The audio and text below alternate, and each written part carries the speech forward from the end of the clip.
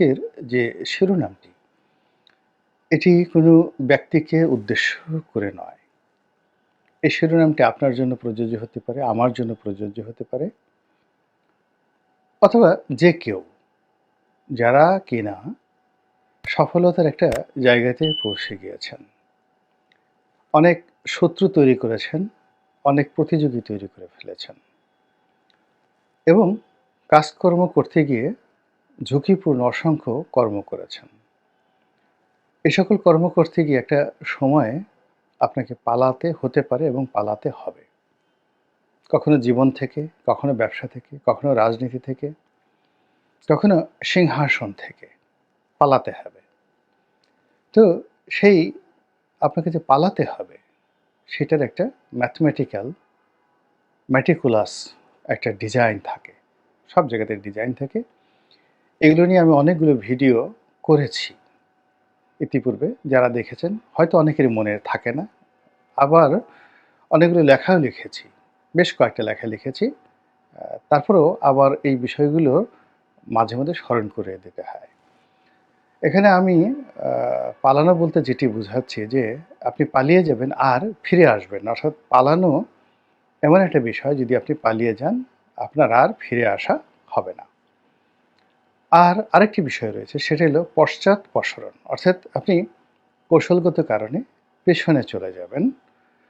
পেছনে চলে যাওয়ার পরে আবার সময় নিয়ে ফিরে আসবেন, যেভাবে রবার্ট ব্রুসের কথা আমরা জানি।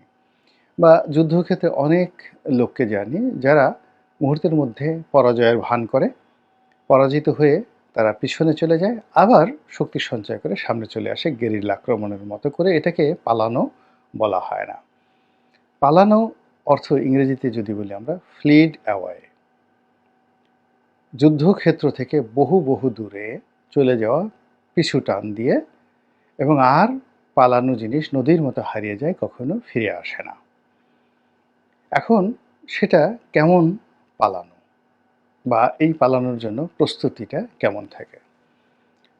আপনি যদি গণভবনে যান, বঙ্গভবনে যান, লালকেল্লাতে যান, তাহলে গণভবন, বঙ্গভবন নির্মাণ সময়কাল তার থেকে ধরুন দিল্লির লালকেল্লা বা আগ্রার দুর্গ অলমোস্ট ৩৫০ বছর বা ৩০০ বছরের মতো সময়ের পার্থক্য।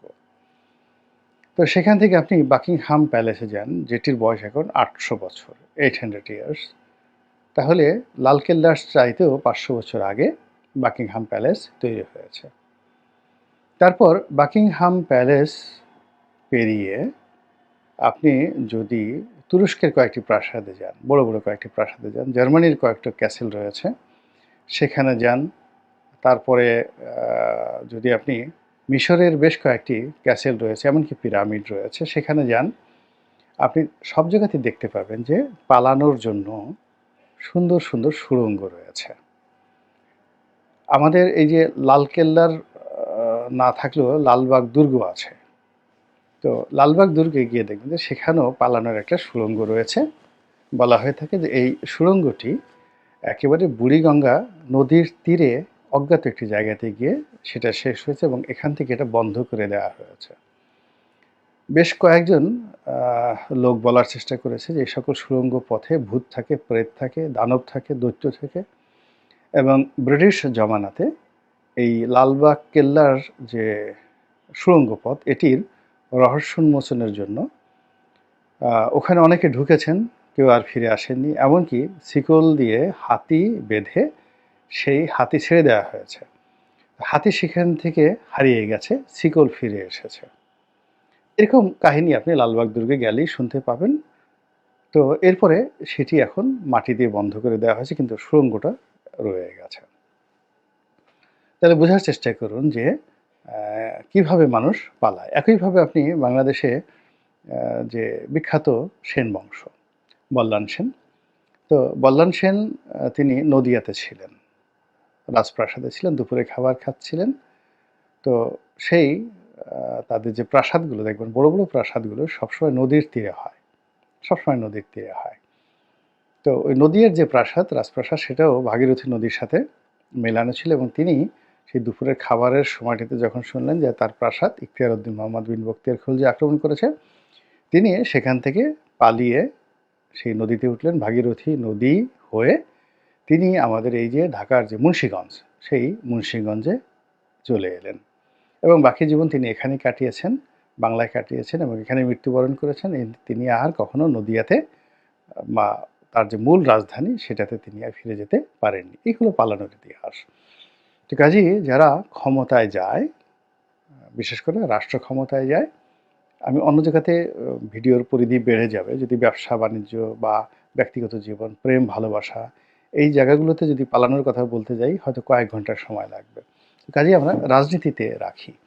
রাজনীতিতে যারাই শীর্ষ পর্যায়ে উঠেছে, একেবারে এখন পর্যন্ত ইভেন আপনি যদি হোয়াইট হাউসেও যান, সেখানেও দেখবেন যে বাংকার আছে। মানে মাটির নিচে ভূগর্ভস্থ ঘর আছে। দ্বিতীয় আপনি যেটা দেখবেন যে হোয়াইট হাউসের কাছাকাছি যে নদী আছে, সে নদী আছে। সেই নদীতে যাওয়ার মতো সেই নদীতে যাওয়ার মতো আপনি ওয়াশিংটন ডিসিতে আপনি দেখছেন যে তাদের যে নদীগুলো রয়েছে ডিসিকে কেন্দ্র করে এই হোয়াইট হাউসের সুড়ঙ্গ পথের সঙ্গে তারপরে শেষে ক্যাপিটাল হিলের সুড়ঙ্গ পথ, ক্যাপিটাল হিলের সঙ্গে কংগ্রেসের সুড়ঙ্গ পথের যাকে বলা হয় যোগাযোগ আছে এবং সেই সুড়ঙ্গ দিয়ে তারা অনায়াসে যাতে নদীপথে পালিয়ে যেতে পারে সেই সকল ব্যবস্থা তাদের আছে। তো এই যে পালানোর যে অবস্থা এটা ধনী, গরিব, বড়লোক যারাই রাষ্ট্র ক্ষমতায় গিয়েছেন সবাই এই কাজটি করে ফেলেছেন। তো করার ফলে কি হলো? করার ফলে কি হলো? যে এটি রাজনীতির একটা অবিচ্ছেদ্য অংশ হয়ে গেছে সেই আদিকাল থেকে এখন পর্যন্ত। তো যারা নতুন রাজনীতিতে আসেন তারা এই বিষয়টি প্রথমে বেখেয়াল থাকেন। কিন্তু যারা দীর্ঘমেয়াদে থাকেন তারা সবসময় এই বিষয়টি সবসময় হিসাব করেন কোন সিঁড়িঘর দিয়ে পালাতে হবে, কখন কোন জায়গাতে দৌড়াতে হবে এবং কোথায় লুকিয়ে থাকতে হবে এবং এই আমি যেটা জানলাম যে এই জুলাই আগস্ট বিপ্লবের সময় আমাদের পার্লামেন্টের মধ্যে সংসদ ভবনের মধ্যে একটি যেখানে সুড়ঙ্গ পথ রয়েছে, তো সুড়ঙ্গ পথ মানে বাংকার রয়েছে, সুড়ঙ্গ পথ আছে, বাংকার আছে। আমি শুধু বাংকারের কথা বলছি, বেশ বড়সড় বাংকার। সেই বড়সড় বাংকারে বেশ কয়েকজন মন্ত্রী, সংসদের বড় কর্তা তারা সেখানে বেশ কয়েকদিন ওখানে লুকিয়েছিলেন এবং ভয়ে ওই মানে বমি করে সেই পুরো পরিস্থিতি ওখানে নষ্ট করে ফেলেছিলেন, সেই বাংকার টাকা সব নষ্ট করে ফেলেছিলেন। এইরকম বাংকার এবং সুড়ঙ্গ সবসময় থাকে এবং আপনি দেখুন যে যদি প্রস্তুতি না থাকতো, প্ল্যান পরিকল্পনা না থাকলেও আপনি লক্ষ লক্ষ মানুষ গণভবনের দিকে আসছে আর শেখ হাসিনা অত্যন্ত দৃঢ়চিত্তে সুন্দরভাবে হেলিকপ্টারে উঠে সেখান থেকে তিনি চলে গেলেন, পালিয়ে গেলেন। তো তার যদি মহড়া না থাকতো, ট্রেনিং না থাকতো, যখন মানুষের বিপদ আসে তখন মানুষের হাত পা কাঁপতে থাকে, গলা শুকিয়ে যায় এবং তিনি যদি এই যে পালানোর যে মহড়া এটি না করতেন বা না দিতেন, তার যদি মানসিক প্রস্তুতি না থাকতো তাহলে সেদিন তাকে হেলিকপ্টারে উঠানোই যেত না, তিনি উঠতে পারতেন না, এর আগেই তিনি সেন্সলেস হয়ে সেখানে পড়ে যেতেন। তো যার জন্য হয় কি যে যারা ক্ষমতায় আসে একটা নির্দিষ্ট সময় পর তাদেরকে পালাতে হয় আর পালাতে না হলেও পালানোর জন্য বিকল্প ব্যবস্থা করতে হয়। তো কাজেই যারা ক্ষমতায় সারা দুনিয়াতেই রয়েছেন তাদের সবাইকে এই পালানোর যে জায়গাগুলো রয়েছে রাষ্ট্র কর্তৃক আছে, আপনার কোনো কিছু চিন্তা করতে হবে না, এগুলো সবই ডিজাইন করা আছে, ম্যাটিকুলাসলি ডিজাইন করা আছে। তো কোথায় বাংকার আছে, কোথায় সুড়ঙ্গ আছে, তারপরে আকাশপথে যেতে হবে, কোথায় নদীপথে যেতে হবে, কোথা দিয়ে স্পিড বোটে উঠতে হবে, সব জিনিসগুলোই কিন্তু এখানে করা আছে। কিন্তু আপনাকে শুধু এই বিষয়গুলো জানতে হবে এবং এগুলোকে মহড়া দিতে হবে। আদারওয়াইজ দীর্ঘমেয়াদে যারা ক্ষমতায় থাকতে চান তাদের জন্য এটি একটি বুমেরাং হবে। দ্বিতীয়ত হলো যে আপনি কখন পালাবেন, মানে কখন আপনি বুঝবেন যে আপনার পালানোর সময় হয়ে গেছে। যখন দেখবেন যে আপনার ৫টি ইন্দ্রিয় ঠিকমতো কাজ করছে না। একা একা বসে দেখেন যে আপনি যা দেখছেন তা আপনার বিশ্বাস হচ্ছে না। এও হতে পারে যা দেখছেন। অথবা যা দেখছেন সেটার সঙ্গে আপনার মন মেলাতে পারছেন না। প্রতিটা মুহূর্তে যা দেখছেন তার সঙ্গে আপনার মন বিক্ষুব্ধ হয়ে যাচ্ছে। আপনার অনেক সিদ্ধান্ত, যেমন দেখা গেল আপনার হাত আপনার বিরুদ্ধে কথা বলছে, আপনার অজান্তে হাত আপনার গালের উপর থাপ্পড় মারছে। তো রাজনীতির ক্ষেত্রে এটা তখনই বিষয় যখন অধীনস্থ লোকজনগুলো যারা আপনার কথায় লেফট রাইট করবে, যারা আপনার কথায় আগুনে ঝাঁপ দিবে, যারা আপনার কথায় হুকুম তামিল করবে, সেই লোকগুলো যখন কাজকর্ম না করে উল্টো আপনার সঙ্গে বিতর্ক করবে, আপনি ধরে নিবেন যে তারা যাকে বলা হয় আপনার পালানোর যে পথ, এই পথটি করে দিচ্ছে। এটা আপনার পালানোর একটা ১ম নমুনা। দ্বিতীয়ত যে আপনি যদি দেখেন সবাই আপনাকে শুধু দায়ী করছে, কেউ দায়িত্ব গ্রহণ করছে না। যখন স্বাভাবিক অবস্থা থাকে তখন দায়িত্ববানরা সবাই দায়িত্ব গ্রহণ করে এবং সফল হলে তারা পুরস্কার দাবি করে, আর ব্যর্থ হলে তারা অনুশোচনা অনুভব করে এবং শাস্তির ভয় করে। তো এই জিনিসটি হলো স্বাভাবিক। কিন্তু অস্বাভাবিক হলো যখন দেখবেন যে সবাই শুধু আপনাকেই দায়ী করছে। একজনকে দায়ী করছে। যিনি সুপ্রিম কমান্ডার তাকে দায়ী করছে, বাকি সবাই দায়িত্ব এড়ানোর চেষ্টা করছে। আপনি ধরে নিবেন যে আপনার পালানোর সময় হয়ে গিয়েছে। এরপরে দেখবেন যে আধ্যাত্মিকতার দিক থেকে যখন দেখবেন যে আপনার কারণে অকারণে মন খারাপ হয়ে যায়। আপনি ভালো খাবার খাচ্ছেন, আপনার প্রেমিকা আছে, আপনার বাঈজি মহল আছে, আপনার টাকা-পয়সার কোনো সমস্যা নেই। কিন্তু ক্ষণে, ক্ষণে আপনার মন খারাপ হয়ে যাচ্ছে। আপনি ধরে নিবেন যে দেশের এমন কোনো জায়গাতে হচ্ছে আপনার কুশাসনের কারণে, আপনার মিসম্যানেজমেন্টের কারণে অনেকের জীবন নরকে পরিণত হয়েছে। সেই নরকের যে রক্ত, সেই নরকের পোড়া রক্ত, সেই নরকের পোড়া মাংস, এইগুলো অভিশাপ হয়ে এসে আপনার সুখের প্রাসাদে তারা দীর্ঘ শ্বাস ফেলছে এবং এইগুলোর কারণে কি হচ্ছে, আপনি হয়তো খুব ফুর্তিতে আছেন, আনন্দে আছেন, কিন্তু ক্ষণে, ক্ষণে আপনার মধ্যে উদাসীনতা তৈরি হচ্ছে। সেই রবীন্দ্রনাথের মতো হাল ছেড়ে আজ বসে আছি আমি, মন নাহি মোর কিছুতেই, মন নাহি মোর কিছুতেই। তো এই যে এইরকম একটা পরিবেশ হবে যে আপনি সবকিছুতেই অনেকটা হাল ছাড়া ভাব চলে আসবে। চলুক। আপনি এরকম একটা পরিস্থিতিতে পড়ার সঙ্গে সঙ্গেই এখন আপনাকে ধরে নিতে হবে যে আপনাকে পালাতে হবে। এরকম আমি অনেকগুলো ঘটনা বলতে পারি যেগুলো বললে হয়তো ভিডিওর পরিধি লম্বা হবে। না বলে আমি শুধুমাত্র জাস্ট একটা ইন্ডিকেশন দিলাম। এরকম অন্ততপক্ষে ১০ টি উপকরণ একটার সঙ্গে আরেকটা মিলবে না। তখন আপনি বুঝবেন যে আপনার পালানোটা আপনার জন্য অপরিহার্য হয়ে পড়েছে। এখন সর্বশেষ যে বিষয়টি, আপনি কোথায় পালাবেন? Where is the place? এই জায়গাটাতে মোরালে সবাই কিন্তু ভুল করে। শেখ হাসিনা এই ভুলটা করেনি। শেখ হাসিনা এই ভুলটি করেননি। অন্য যারা বিভিন্ন সময় ক্ষমতায় এসেছে তারা এই পালানোর, যেমন বঙ্গবন্ধু পালানোর কথা চিন্তা করেননি।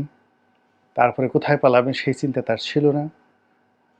তিনি এই ধরনের চিন্তাই করতেন না। চিন্তাই করতেন না। ফলে তাকে কিন্তু জীবন দিয়ে আ তারপরে তার এই দায় শোধ করতে হয়েছে এ ধরনের চিন্তা। শহীদ প্রেসিডেন্ট জিয়াউর রহমানের একই অবস্থা ছিল। তিনি পালানোর কথা চিন্তাও করেননি। চিন্তা না করার কারণে তার এই সমস্যাগুলো হয়েছিল। বেগম জিয়া, তারপরে তারেক রহমান সাহেব যখন ২০০১ থেকে ৬ তারাও কিন্তু পালানোর চিন্তা করেননি। ফলে চিন্তা না করার কারণে কি হলো, সরকার যখন পতন হলো, গপাগপ সবাই ধরা পড়ে গেল। একটার পর একটা ধরা পড়ে গেল। কিন্তু সেই তুলনায় দেখেন আওয়ামী লীগ কত সুন্দর তারা পালানোর যেভাবে চিন্তা করেছে, তারা পালাবো না সেই কথা দৃঢ়তার সাথে বলেছে। আবার টুস করে কোন ফাঁকে যে ফুস করে পালিয়ে গেছে আমরা কিন্তু টের পাইনি।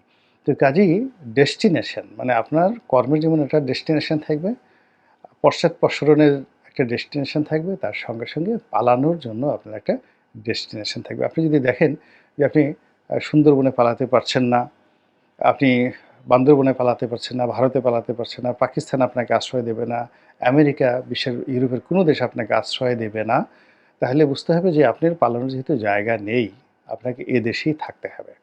ফলে এই দেশে যদি থাকেন তাহলে কোনো সুড়ঙ্গ আপনার জন্য কাজে আসবে না, কোনো বাংকার আপনার জন্য কাজে আসবে না।